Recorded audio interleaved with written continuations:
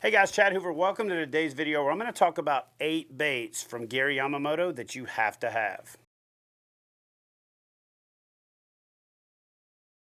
Alright guys, so I'm going to start with the most popular bait first. And if I've got to tell you that you need a Yamamoto Senko in your tackle box, you probably should consider taking up golf. Because if you don't throw this already, especially as a bass fisherman, then I feel bad for you. Because this thing right here produces a lot of times when nothing else will. It's one of the few baits out there that is a quantity bait and a quality bait all rolled into one. You can fish it year round. I've caught bass in this thing in 40-degree water temperature, and I've caught them in 94-degree water temperature. So a Gary Yamamoto 5-inch or 6-inch Senko, gotta have it. All right, now let's talk about the baits you may not have heard of, and I'm going to start with what I consider kind of the least obscure. This 4-inch Shadtail Worm, this thing is very popular as a drop shot worm. But I'm going to tell you, you can Texas rig this with an 1/8 ounce bullet weight, put a 2/0 hook on it, throw it out, bump it along the bottom and hop it, coming down through a river, fishing it over grass. It's basically the Senko of a little shad worm. In other words, you throw this thing out and when you let it fall, it's just got a shimmy to it that just draws strikes. I've also drop shot it by wacky rigging it in the middle with the drop shot rig, and this thing is flat deadly. Nothing skips under a dock better than this thing with, again, a little bullet weight, a 2/0 hook, and when they're on minnows, they flat destroy that thing. So year round, I mean literally 12 months out of the year, you could probably drop this thing through the ice and catch fish. So the 4-inch Shadtail Worm should be in your arsenal. Now, this is one of those baits that I call a stale bait. In other words, it was popular for years and years and years, and then it kind of got stale. And that's basically a double tail grub. I like this one and the bigger brother, but this one early in the spring, either rigged on a jig head, a naked hook, Texas rigged, or added on to a jig as a trailer, is one of those baits you just have to have. When you're talking about swimming, you know, your smaller jigs, your 1/4 ounce, maybe even some of your 1/2 ounce, but when you're swimming anywhere you would fish a hair jig, this thing just has so much action to it and so much movement that it draws some crazy strikes. So a little twin tail 4-inch double tail worm, you got to have it. All right, next up is the Mermaid. Now, I like the Mermaid and the Cowboy, and you probably look at two baits like this and say, man, those are so close. How do you know when you throw one over the other? And I'll tell you, if I'm punching or if I'm fishing in stained water, then I'm going to go with the Mermaid. And the reason for that is the Mermaid has more appendages on it, and these bigger appendages, when you move it, tend to displace a little bit more water, so they attract the fish even in that more stained water because they put off a pretty good vibration. What's cool about this bait and the Cowboy is that you can fish it with the legs attached, and it has a really cool swimming action. You can Texas rig this and fish it as a standard creature bait. You can also pop these appendages off and throw this thing just like you would a Zoom horny toad or other topwater lure, and this thing buzzes like nothing else. These little arms flap on the side. It's got enough body to have lift, and these tails gurgle. And man, are you just tie this thing on and throw it and buzz it across the top of some lily pads. After you Texas rig it, if you tear the nose up, one of the other great things about it is you can leave these arms on, or you can pull both of these arms off, and you can turn that into a jig trailer, and it is a fantastic jig trailer. A lot of action, brings the bait to life, especially once you disconnect those arms right there, give it a little bit more action. Now, open water, Carolina rigging, bumping it across the bottom, clearer water situations, that's when I'm going to opt for the Cowboy. Big, wide arms on it. This is another one of those baits that once you disconnect these appendages and open it up, you can buzz that thing across the top and get destroyed. Just like what I'm going to talk about with the Flappin Hog, and just like what I'm talking about with the Mermaid, once you tear this thing up Texas rigging, you can cut it off about halfway down, rig that on your favorite jig, and it makes a fantastic jig trailer. It's got that salt flavor to it like all Yamamoto plastics, and just makes a fantastic jig trailer. Gives that bait a lot of action. And if you're swimming a jig trying to imitate a brim, sunfish or something like that, you can rig it sideways, and it really creates a crazy kick and action going through the water. This bait right here, out of all of the baits in the Yamamoto lineup, is the one that I use the most, that I talk about the least. What I mean by that is I use this bait a lot and don't talk about it, because I love this thing for a number of different reasons, and I'm going to tell you about all of them. I'll just throw that out on a naked hook because it's got enough weight to it that it'll fall to the bottom. I'll Texas rig it and fish it like a creature bait. I'll Carolina rig it because it's just got a lot of appendages and a lot of action, especially when you hop that Carolina rig and it falls back to the bottom, it flutters. I mean, just look at me holding it with my coffee nervous hands and just see how much action it gets. It gets that same action, and it kind of searches as it's falling. But what really separates this bait for me is I can do a number of things with this bait. I can take off these top appendages and fish it like a crawfish with smaller pinchers, which is really appealing to a lot of fish. A lot of people don't know that, and that's part of the reason that a neg rig is so successful, because it looks like a crawfish that's had the pinchers taken off, or it's molten, and it looks like it's easy prey, it's easy eating.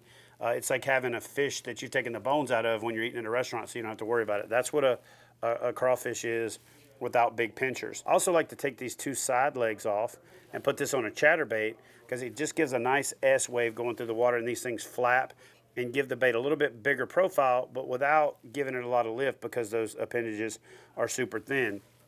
And then I accidentally came across this because a brim like tore my bait apart, and then I let it sit there because I could see it, and a bass came in and murdered it, and so now I do it on purpose.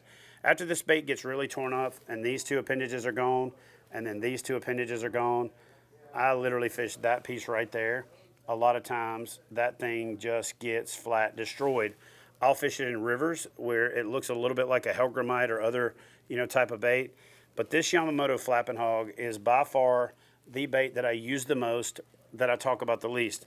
I really like to take the two big appendages off and use that whole segment as a jig trailer, because these oversized, thick pinchers literally displace a lot of water. So when you're shaking a jig on the bottom, or if you get it up against a piece of wood and you jiggle the line and it wobbles back and forth, it displaces a lot of water, puts off a lot of action, and that thing just really elicits a lot of strikes.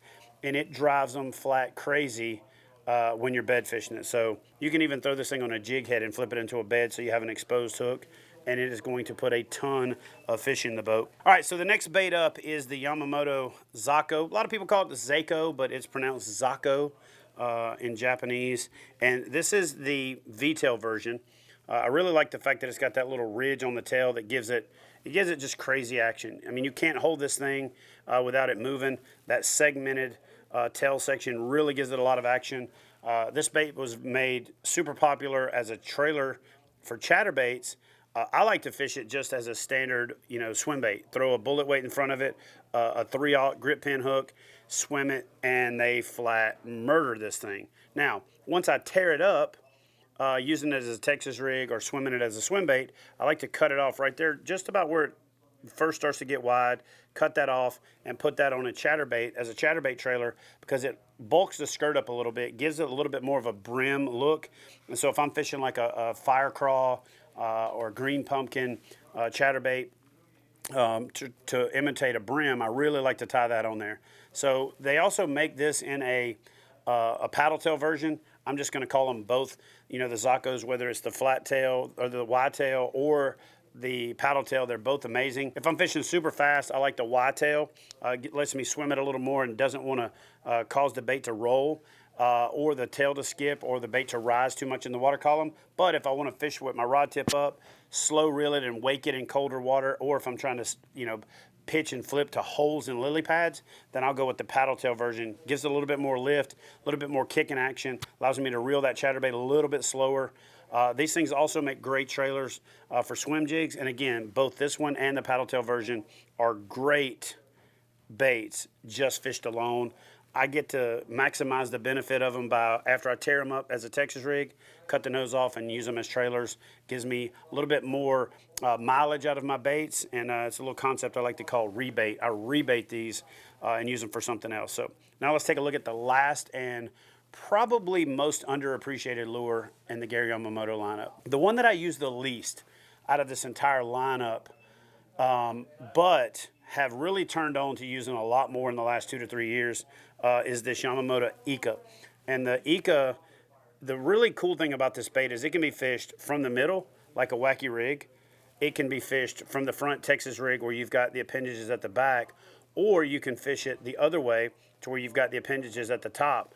One of the ways that I like to fish this bait, and it is flat deadly, is to put a jig head into the bottom, a lot like you're fishing a Nico rig, and I tie a short stinger to a drop shot hook and put it right in the mouth. And when I throw that on the bottom, the weight's on the bottom, I hold my line up and jiggle it. And when you want to talk about something that will elicit a strike, when almost nothing else will work, especially bed fishing for wary fish or skipping up under docks, again, what I'll do is I'll tie a little 2-inch dropper to a jig head that I've cut the hook off of and slide it into the end, a lot like you're setting up a Nico rig.